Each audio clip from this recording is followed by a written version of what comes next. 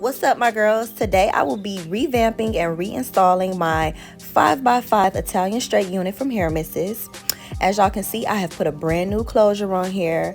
Again, this wig is over 4 years old, so I had to, replace the closure, of course. As you can see, I'm not braiding my hair down, just put it in a ponytail to the back, put a cap on.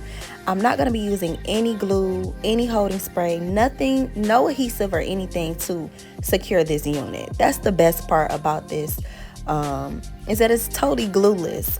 I do plan on taking it off at night just to oil my scalp and, maintain my natural hair as well. I think my biggest issue was I would get an install and I would never oil my scalp because I didn't want the hair to be oily. But the solution to that is a good glueless wig.